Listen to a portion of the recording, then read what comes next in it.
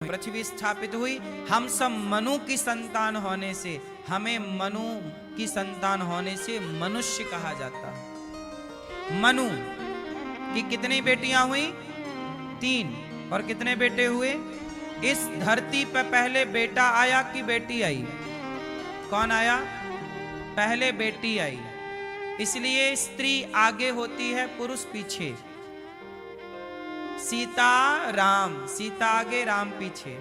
गौरी शंकर, गौरी आगे शंकर बाद में। लक्ष्मी नारायण, लक्ष्मी आगे, सीता राम, सीता आगे। माता पिता, माता, ठीक है। अच्छा,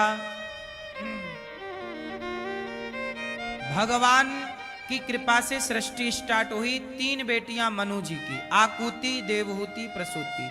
आकुति का विवाह रुचि प्रजापति से हुआ। देवहूति का विवाह कर्दम ऋषि से हुआ। कर्दम जी की 9 बेटियां हुई। कामक विमान की रचना की और 9 बेटियों का विवाह ब्रह्मा जी के 9 मानस पुत्रों से किया। यहां से सृष्टि का क्रम बढ़ा। कर्दम जी के एक बेटा हुए हैं कपिल भगवान, जिन्होंने अपनी माता को दिव्य उपदेश किया, सांख्योपदेश किया और बताया कि किस तरह मां के पेट में बच्चे का निर्माण होता है। मेडिकल साइंस में जो पढ़ाया जाता है, हमारे वेद पुराणों में सब कुछ लिखा है। हमारे धर्म ग्रंथ ही हमारा विज्ञान रहे हैं। पता है मेरी मां आपको ये बात है?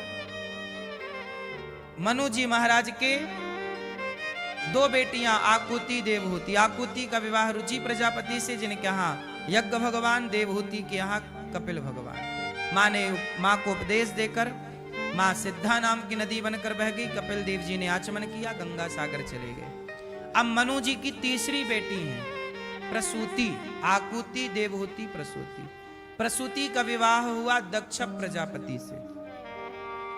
दक्ष की सबसे छोटी बेटी का नाम हुआ है सती। सती का विवाह हुआ भगवान शंकर से। अब यहां कथा विस्तार से सुनिएगा। भगवान शंकर का विवाह किनसे हुआ? माता सती से। एक दिन क्या हुआ कि भगवान शंकर माता सती को लेके गए, चलो कथा सुनने चलते हैं। कहां? अगस्त जी के आश्रम में। अगस्त जी के आश्रम में कथा सुनने गए तो शंकर जी ने तो सुनी कथा, पर माता सती को कथा अच्छी नहीं लगी। और कथा जब आप नहीं सुनेंगे तो क्या पैदा होगा? संदेह। क्या होगा मेरी मां? माता सती को संदेह पैदा हो गया। अब कथा पूरी हुई, और कथा पूरी हुई तो शंकर जी वापस चले कैलाश की तरफ। तो रास्ते में राम जी मिल गए शंकर जी को। पर राम जी मिले कैसे? सीता की खोज में मिले। हे सीता, हे सीता। रावण जब सीता मैया को ले गया तो राम जी पागलों की तरह सीता मैया की खोज कर रहे। हे सीता, हे सीता, हे सीता। तो शंकर जी ने तो पहचान लिया कि ये भगवान है, प्रणाम किया, जय हो प्रभु आपकी। पर माता सती ने कहा कि हे भोलेनाथ, ये आप किसको प्रणाम कर रहे हैं? शंकर जी ने कहा ये राम है, भगवान है ये। माता सती बोली ये भगवान नहीं हो सकते। भगवान होते तो स्वयं की पत्नी को ढूंढ ना लाते। ये भगवान नहीं है। शंकर जी ने बहुत समझाया कि नहीं देवी, ये भगवान है, भगवान है। अच्छा आप लोग बताओ कि राम भगवान है या नहीं? मैया, ओ मेरी मां, राम भगवान है या नहीं? ओ मेरी मां, है? राम भगवान होते तो स्वयं की पत्नी का पता ना लगा लेते। रावण ले गया, राम जी को पता ही नहीं लगा कि मेरी पत्नी कौन ले गया। क्यों मैया? राम भगवान है तो पत्नी का पता क्यों नहीं लगाया? आप बताओ, आप बताओ भैया। लीला कर रही है। कौन सी लीला?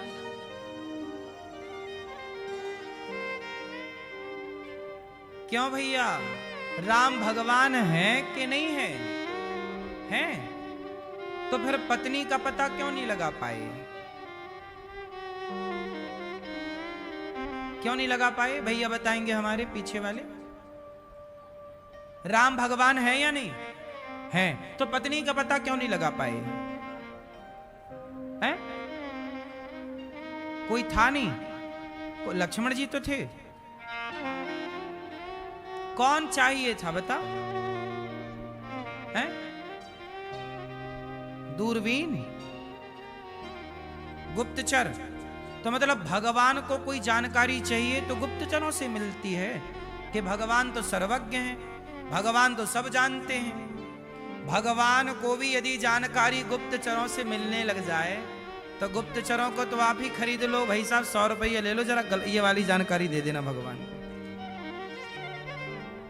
भगवान गुप्तचरों से जानकारी नहीं लेते, भगवान तो आपको 24 घंटे अपनी आंखों से देखते हैं। लाख आंख से देख रहा है तुझे देखने वाला, सच की खेती कर ले चतुर नर, समय गुजरता जाता, मेरे मालिक की दुकान में सब लोगों का खाता। जब परमात्मा के बारे में ये कहा गया कि करतुम अकर्तुम अन्यथा करतुम सर्व सामर्थ्य, वो परमात्मा सब जानता है। जब सब जानता है तो सीता मां चोरी हो गई, भगवान राम जान क्यों ना पाए? सवाल ये। हाँ हाँ, भगवान राम जानते सब कुछ थे, पर जान कर भी अनजाने बने थे। क्यों अनजाने बने हैं?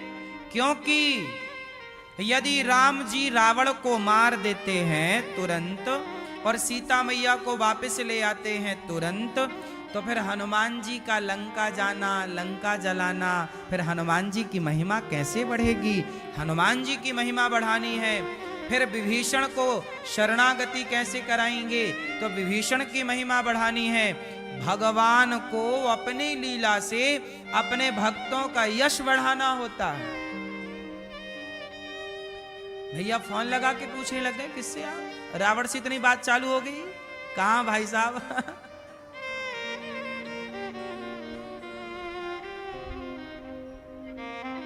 सुनो, आप किसी से फोन लगा के पूछने लग गए कि सीता मैया राम जी को क्यों नहीं पता लग पाई? लाइफ लाइन है।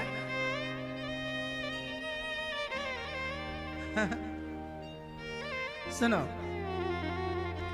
भगवान राम अपनी लीलाओं से अपने भक्तों का यश बढ़ाना चाहे। अरे राम को किसी की जरूरत नहीं थी, एक बाण मारते रावण मर जाता और सीता मैया आ जाती।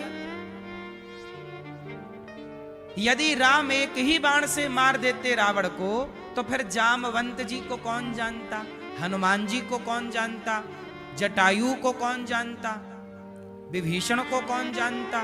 तो भगवान की एक लीला से अनेक लीलाओं का संबंध होता है।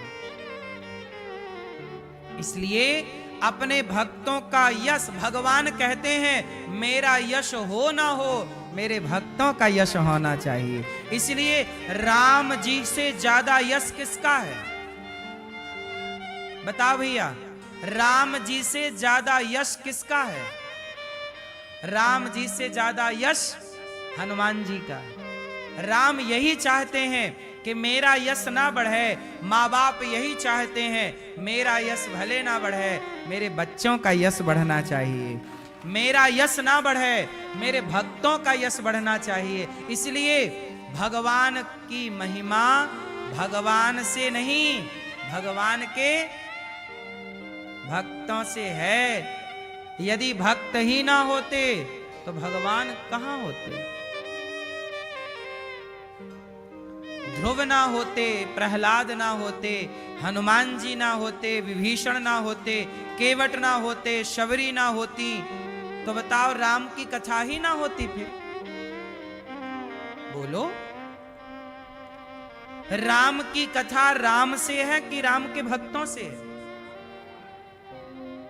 है? राम कथा से शबरी को हटा दिया जाए, हनुमान जी जैसे भक्त को, विभीषण जैसे भक्त को, जामवंत जी भक्त को, केवट जैसे भक्त को, निषाद भक्त को, भरत जी जैसे भक्त को, लक्ष्मण जी जैसे भक्त को हटा दिया जाए तो अकेले राम बचेंगे क्या? राम की सुंदरता राम से नहीं है, राम की सुंदरता भगवान की सुंदरता भगवान के भक्तों